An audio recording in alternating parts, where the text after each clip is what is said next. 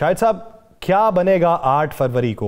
अभी तक की हलचल बादियुन नज़र में अगर किसी से पूछें कि जी 8 फरवरी को पाकिस्तान तहरीक इंसाफ कुछ करने जा रही है, तो मालूम किसी को कुछ नहीं है कि करने क्या जा रही है। तो ऐसा क्या है जो आपने खुफिया तौर पे रखा हुआ है, नुस्खा कीमिया, जो किसी के सामने नहीं आ रहा? यासिर साहब देखें, ये जो 8 फरवरी का दिन है, ये पाकिस्तान की तारीख का एक बड़ा अहम दिन है। 8 फरवरी 2024 को पाकिस्तान में जनरल इलेक्शन का दिन था। पाकिस्तान के अंदर अवाम के मैंडेट के मुताबिक हुकूमत के मुंतखब होने का दिन था। पाकिस्तान में शायद जमहूरियत की फतह का दिन था, लेकिन ऐसा नहीं हुआ। रेहाना डार को देख लें आप, सलमान अकरम राजा के जो इलेक्शंस हुए, वो सारी की सारी दास्तानें, मतलब बिल्कुल आपके सामने वो कहानियां मौजूद हैं। इलेक्शन पिटीशंस पड़ी हुई हैं, इलेक्शन को चोरी किया गया। वो 8 फरवरी का दिन जिसने जमहूरियत का दिन कहलाना था, वो जमहूरियत पे शब खून मारने का दिन कहलाना शुरू हो गया। अवाम के मैंडेट पे डाका डालने का दिन कहलाना शुरू हो गया, और साथ ही साथ पाकिस्तान में आइन और कानून की धज्जियां बखेरने का दिन शुरू हो गया। उस इलेक्शन के बाद देखें ना, आगे का प्रोसेस आप देख लें। सेनेट का इलेक्शन केपीके के अंदर अभी तक नहीं हुआ। रिजर्व सीट्स के ऊपर सुप्रीम कोर्ट, जो इस मुल्क की आईनी अदालत है, सबसे बड़ी अदालत है, जिसके आगे कोई अपील नहीं है, उसकी रिजर्व सीट्स के हवाले से जजमेंट के ऊपर कोई इम्प्लीमेंटेशन नहीं है, किसी किस्म का कोई मामला नहीं है। 26वीं आईनी तरमीम को लेकर आया गया, और किस तरह पूरे के पूरे मुल्क को आपके सामने ये पिछले दिनों जो पीक एक्ट आया, फिर जिस तरह मतलब जजेस की जो है ट्रांसफर की गई from one court to another court to get a specific result, और उसके बाद यही मामला इसी को लेकर पाकिस्तान तहरीक इंसाफ, क्योंकि इसका आगाज 8 फरवरी से हुआ, लेकिन पाकिस्तान तहरीक इंसाफ के लिए तो इसका आगाज बहुत पहले हो चुका था। जैसा कि आप सबको पता है कि जिस तरह इलेक्शन सिंबल लिया गया, इलेक्शन कैंपेन नहीं करने दी गई, मुख्तलिफ लोग आगे लेकर चले। अब इस पैराए के अंदर अगर हम देखें तो हम ये समझते हैं, बल्कि पाकिस्तान की अवाम ये समझती है कि 8 फरवरी को पाकिस्तान की अवाम ने एक जमात को वोट दिए। वो जमात वहां पे जिसको 180 सीटें मिली, पाकिस्तान के मीडिया ने सारी चीजें दिखाई, और उसी जमात को 80 सीटों तक महदूद करके रख दिया गया। लोगों ने एक मैंडेट दिया, सिर्फ पाकिस्तान के अंदर मौजूद लोग नहीं, बैरूने मुल्क से पाकिस्तानी आए जिन्होंने आकर अपना वोट कास्ट किया, ताकि पाकिस्तान की तकदीर का फैसला किया जा सके। उस पर जब शब मारा गया तो पाकिस्तान तहरीक इंसाफ साहब, ये सारी चीजें तो है। मुझे ये तो बताइए, 1 साल मुकम्मल होने को है, वो पटिशनें थी टर्मिनल में मुख्तलिफ लोगों की, फार्म 45, 47, इस पे किसी 1, 2, 4, 6, 10 का फैसला हुआ? राना साहब, इसके अंदर जो कानून था वो बड़ा क्लियर था कि 180 दिन के अंदर इनके फैसले होने थे। मेरी अपनी इलेक्शन पिटीशन जो है वो इलेक्शन ट्राइब्यूनल के अंदर मौजूद है, जिसके अंदर अभी वो नोटिस स्टेज के ऊपर चल रही है। 1 साल गुजरने को आ गया, का परसों 1 साल हो जाएगा इस इलेक्शन को। तो कोई एक भी फैसला आज तक इलेक्शन ट्राइब्यूनल नहीं कर सका, और उसकी एक बुनियादी वजह थी जो जिसके पीछे हम ये बार बार बात कर रहे हैं। सुप्रीम कोर्ट ऑफ पाकिस्तान ने जो काजी फायज इसाद थे, जब वो सुप्रीम कोर्ट के चीफ जस्टिस थे, वो एक पार्टी को कॉर्नर करने के लिए हर वक्त तैयार बैठे रहते थे। उन्होंने पाकिस्तान तहरीक इंसाफ से उसका सिंबल लिया, और उसके बाद उन्होंने इन इलेक्शन ट्राइब्यूनल्स को काम करने से रोक दिया, स्टे दे दिया। 6-7 महीने तो वो स्टे रहा, और उसके बाद दोबारा एक अमेंडमेंट ला के, आपको याद होगा कि इलेक्शन ट्राइब्यूनल के जजेस जो सिर्फ आइन की रूह से, जो इलेक्शन एक्ट 2017 की असल रूह थी, उसके मुताबिक सिर्फ सिटिंग जज ऑफ द हाई कोर्ट लग सकता था, और ये अमेंडमेंट भी की थी पीडीएम गवर्नमेंट ने। उसके बाद जब इन्होंने देखा कि ये जो सिटिंग जज ऑफ द हाई कोर्ट है, इनसे हम लोग अपने मैनिपुलेटेड या रिक्वायर्ड रिजल्ट्स नहीं ले सकेंगे, तो इन्होंने क्या किया, इन्होंने दोबारा अमेंडमेंट की इलेक्शन एक्ट के अंदर, और दोबारा अमेंडमेंट के नतीजे के अंदर ये रिटायर्ड जजेस को लेकर आए, जिनसे ये अपनी मर्जी के मुताबिक, अपनी मंशा के मुताबिक फैसले ले सके। यही वजह बनी कि आइन और कानून की धज्जियां बिखरी, 180 दिन के अंदर फैसले नहीं हुए।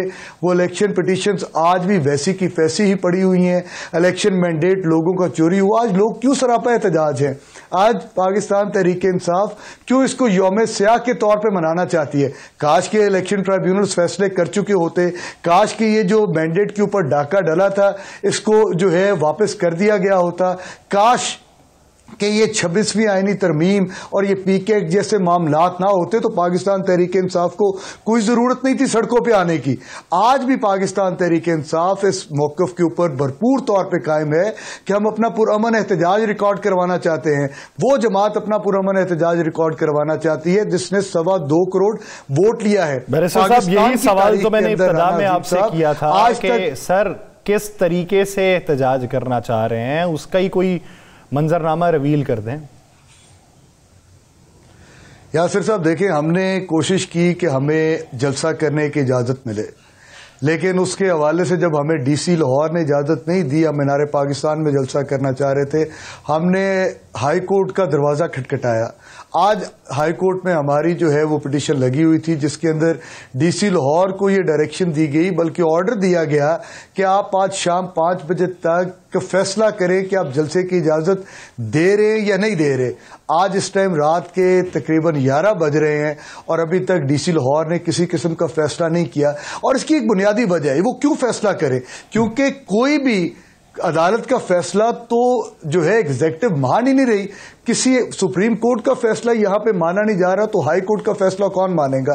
तो हम इस बात के ऊपर, हमें इसमें कोई रत्ती बराबर भी शक नहीं कि हमें ये इजाजत नहीं देंगे। बेशक ऑनरेबल हाई कोर्ट हमें इस बात के इन राइटिंग ऑर्डर दे दे कि आप जाकर जलसा करें, ये हमें जलसा नहीं करने देंगे, क्योंकि इनकी स्ट्रिंग्स जो हैं, इनकी लगामें कहीं और से खींची जा रही हैं। और वो लगामों मतलब जैसे आपको पता है, इमरान मतलब एक कमेटी बनी थी एक जिसके पास इख्तियार ही कुछ नहीं था, वो कमेटी इमरान खान से अडयाला जेल के अंदर मुलाकात नहीं करवा सकी, तो ये हमें क्या इजाजत देंगे कि हम मीनार पाकिस्तान के अंदर जलसा करें?